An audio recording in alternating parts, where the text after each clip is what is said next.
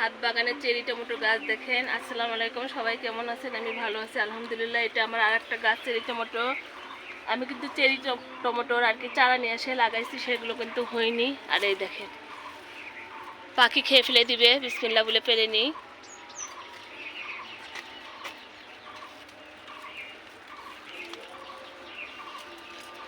কয়টা টমেটো পেরে নিলাম। এই দেখেন আমার গাছে মুকুল দেখেন, মাশাআল্লাহ কত সুন্দর। দেখেন ভিডিওটা কাছে নিয়ে মোবাইলটা, এই দেখেন কত সুন্দর। কোন ভালো লাগবে না কেন? এই যে দেখেন আমার টমেটো গাছে টমেটো, আমার তো অনেক ভালো লাগে। আর এই যে আমার আখের গাছ, আমি কিন্তু অনেক আখ খাইছি, আবারও নতুন করে অনেকগুলো করে লাগাইছি। আমার তো অনেক ভালো লাগে। যে দুইটা কিন্তু রেখে দিছি, দেখেন আমার আখের গাছের কিন্তু আখ দুইটা আছে। আর কলা কিন্তু আমি এখনো খাইনি। এটা আমার ছাদ বাগানে কলা গাছ, হয়তো হবে আশা রাখি। আর আমি তো বলি যে আমি আমার মরিচ গাছের লাল মরিচগুলো কিন্তু খাই না। দেখেন পাখির জন্য রেখে দিয়ে, দেখেন নিচে রেখে দিলাম, ওরা খাবে এসে।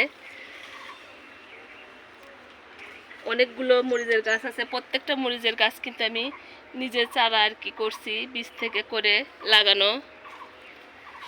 এই যে দেখেন বেগুন ধরে আছে, মাশাআল্লাহ আলহামদুলিল্লাহ।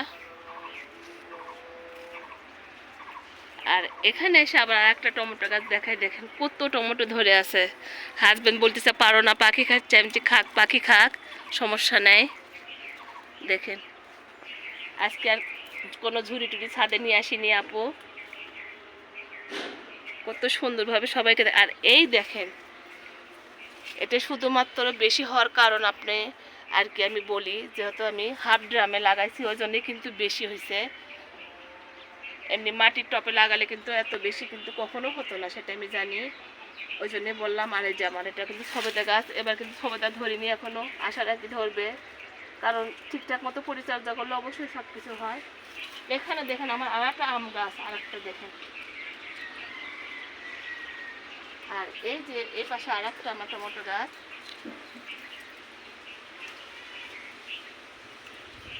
আর এই লেবু গাছে কিন্তু ফুল আসতেছিল না, আমার তো অনেক টেনশন হচ্ছিল, কিন্তু আলহামদুলিল্লাহ লেবু ধরছে, ফুল আসছে, সব হয়েছে, আমি অনেক খুশি। আর আরেকটা জিনিস আপনাদেরকে দেখায়, আমি কিন্তু সবসময় ছাদে আসলে এই কাজটা করে থাকি। এই যেরকম করে ঠোকা দিবেন, তাহলে পরাগায়ন হয়ে যায়।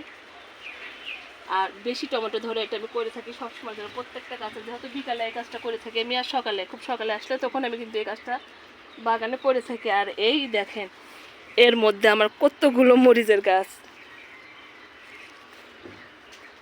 এখানেও না একটা পাকছে আলহামদুলিল্লাহ। এই দেখেন আজকে আমি কতগুলো হাতে টমেটো তুললাম, সবাইকে দেখালাম। আল্লাহ হাফেজ।